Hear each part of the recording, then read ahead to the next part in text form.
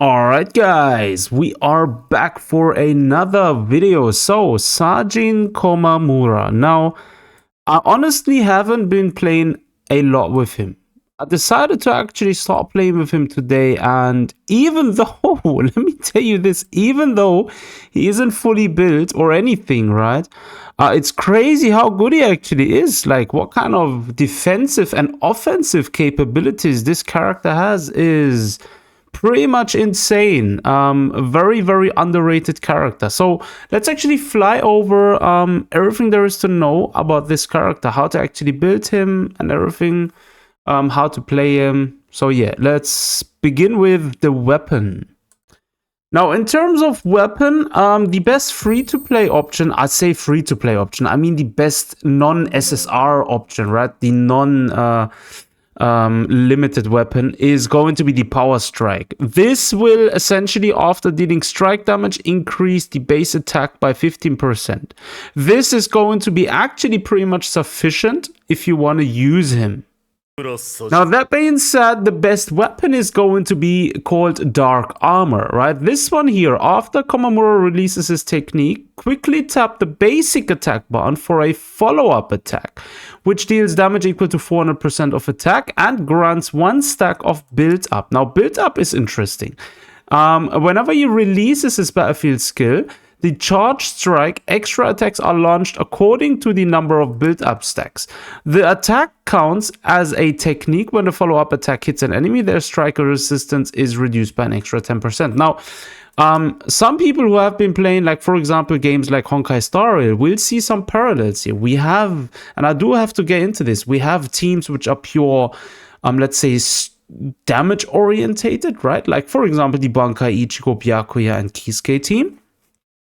Then we have a pure dot team with a specific character who is the dot enabler, who is going to be Tosen.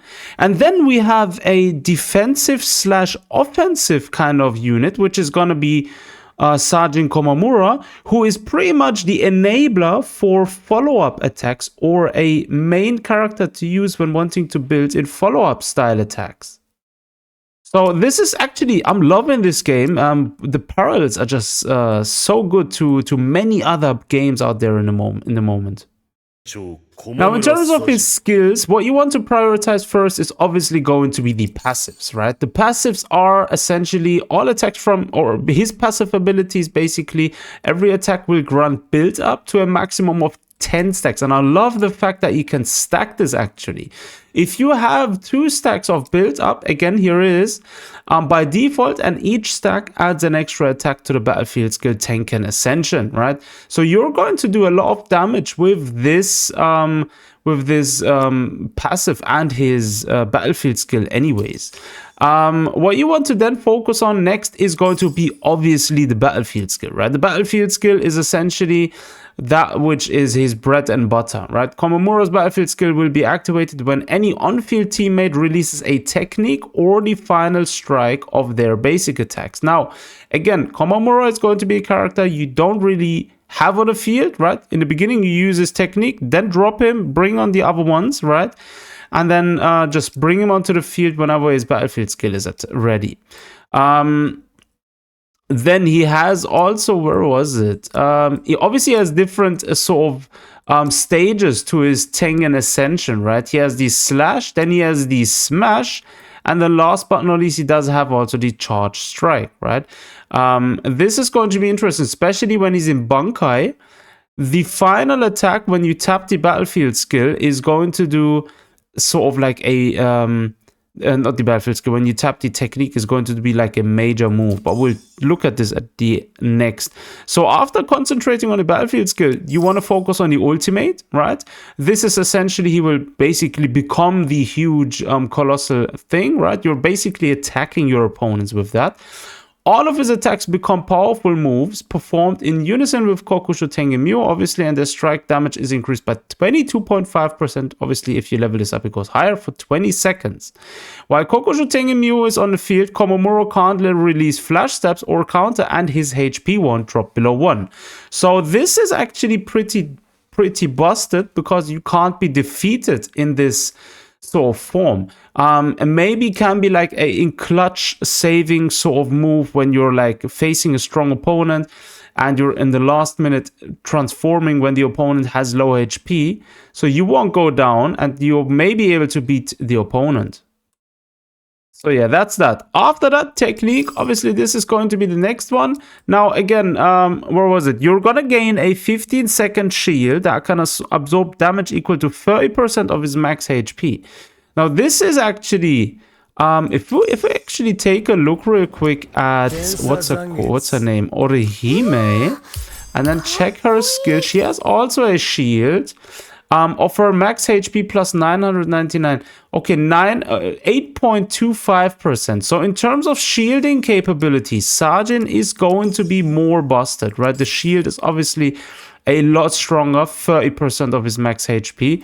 But I think the duration is longer for Orihime. Yep, 20 seconds here. And for Sajin is going to be 15 seconds. Nevertheless, it's still a stronger shield, so you're going to be able to tank a lot of damage, right? And then coercion is going to be his Bankai state attack. If you attack 3 times, then you're basically dealing a final slash. Dealing damage equal to 612%, obviously leveling up. Increases this and gaining 2 stacks of build up again. Now build up again, if you can't blend it in, but you'll know what it is because we covered it before. Now basic attack is pretty much which you don't really need, to be honest. Now if you want to min-max, like if you want to maximize your efforts building Sajin, just focus on passives, battlefield skill and ultimate. Honestly speaking, technique and basics, if you want to neglect that for the beginning because you want to save resources and use them on your DPS, for example, it's fine. As long as the 3 are built, passives, battlefield skill, ultimate, you're good to go with them. All right, now Dupe Priorities. Yeah, let's talk about this. Now, obviously, A6 is going to be the best. Obviously, right? Doubles all build-up gain from Kokujo Tengen Myo and increases build-up stacks to a cap to 16%. Bro, 16% is going to be heavy. Nevertheless, he is a premium banner unit, so you might get naturally over time a few copies. Now, I've acquired one. A good stopping point is going to be Ascension 2. Right? When the charged or when the battlefield skill Tengen Ascension charge track is released, damage dealt by Kokujo Tengen Myo is increased by an extra 6% of each stack of build-up. Now remember this, you can stack this up to 10 currently without having him at A6. So you're going to have a 60% a total increased amount of damage increase from this. In terms of his A1, while Komamura's shield is active, the shielded character's crit damage is increased by 40%. Now, if you're looking for a minimum, most let's say useful Ascension, this is going to be it, because the damage increase, the crit damage increase by 40% is heavy, right? If you're pairing this like with a good DPS, it's going to be very, very busted. All right, now in terms of core stamps and stamps, obviously the farmable stamps, you want to go with Inner Fang, right? The 2-piece increases the base attack by 16%, and obviously the 3-piece, each time a battlefield skill deals damage, increases the next battlefield skill by 12% for 10 seconds. This can stack up to 5 times. So this fits very well with the fact that Komamura is going to be a off battlefield used character. Now in terms of stats, obviously ignore this. I haven't been lucky farming these as of now. If you want to build him, you can actually go 2 routes. You could go with a full defensive sort of HP monster, because remember this, let's quickly go to skills again. Remember this, his technique scales of his max HP. Now, if you want to make him as offensive or defensive as possible, then looking for anything with HP stats is going to be very useful. Other than that, going with attack and defense is the way, right? He's not going to profit a lot from other things. Now, crit rate, crit damage could be something you can go with him, right? Obviously, he will deal more damage with crits, obviously, right? but I don't think it's going to be the best choice of stats for him. Now, me personally, I like to actually, when I start building him crazily, want to go for a full defensive support, because the shield up is going to be good, especially when you go to higher, let's say, stages where you are running a full strike team. The defense is going to come in very handy from his shield, so the higher his HP, the more you're going to be able to tank. In terms of his core stamp, the best is obviously going to be the exclusive core stamp, which basically, when he's releasing a battlefield skill, the charge strike reduces the strike resistance of all enemies by 6%, by an extra 6% if at least 10 stacks of build-ups are consumed, so 12%. This will last for 20 seconds and is going to stay as well if he switches out. So you can actually use this, then switch to your DPS again. The DPS will do more damage because the opponents will have strike resistance down, right? So this is going to be big. And the best non-SSR or the non-limited version, exclusive version, is going to be the back-to-back combat. Each time a battlefield skill is released, triggers one additional attack of the same type, dealing damage equal to 25% of the current battlefield skill. All right, now let's talk teams. Yeah, the best team is going to be, if you have Sajin, obviously using Sajin, the main DPS is going to be Yoruichi, right? And then after Yoruichi, the support is always going to be, as of now, Nemu. Nemu is going to be the best support for the team. Nemu brings a lot of utility as well, considering her kit. Plus, you're going to be getting her signature weapon and her signature stamp. Now, I don't even have them. You're going to get them free because they are currently the login rewards, right? And you will get Nemu as well for free. So she's an entire free-to-play character. The best alternative team is going to be obviously Sajin.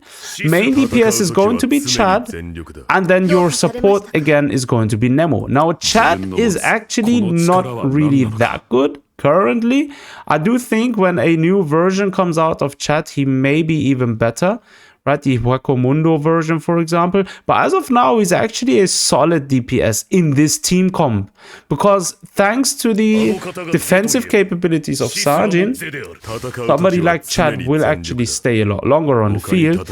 And plus, you're going to get the support from Nemo. So that's going to be your best option. So in case you're not planning on running a full slash team and you have Sajin and Yoruichi, or Sajin and Chad and Nemo, then that's a solid team, which, if you build it right, you're definitely going to make it very far. Now, in terms of skill rotations, how to actually play Sajin. This one's a bit, yeah, let's break it down. Now, in the beginning, you always want to start with Sajin. Use his technique first, and then switch him out. Go to your supporting character next, who's going to be Nemu. Let's stick with the team. Like, say, for example, you're running Sajin, Nemu, and Chad, right?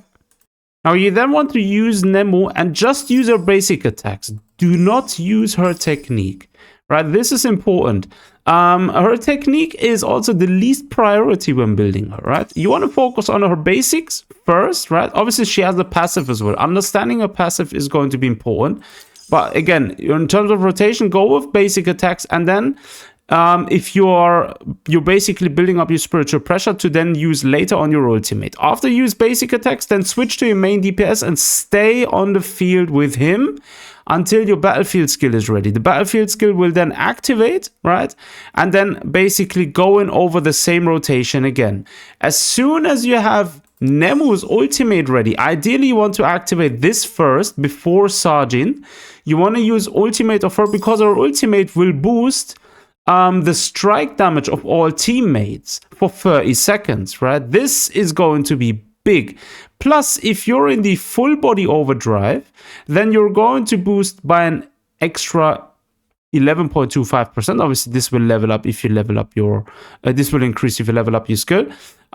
Even more the strike damage. So that's going to be it. And then after you release the ultimate with Nemo, you then want to go to Komamura, and when ready, use his ultimate or use his battlefield skill for the third time when he's off field, and that's going to be the rotation, and then you're going to repeat the entire process again. Now again, making use of the ultimate from Nemo is going to be the key with this team, or any strike combo. Nemo is probably going to be for a while the best support for strike teams, just purely because she boosts a lot of damage with them, right? So that's going to be the way you want to play this team. Or if you're running Yoruichi, then obviously replace Chad and run Yoruichi. It's going to be the same sort of setup.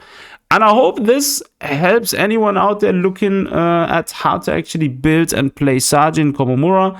Do let me know down below in the comment sections what you think about this character. In my opinion, he's probably currently one of the best in terms of offensive and defensive capabilities. Like in terms of a character who mixes both to the most usefulness. But yeah, as always, thanks for tuning in. Take care of yourselves. Until next time.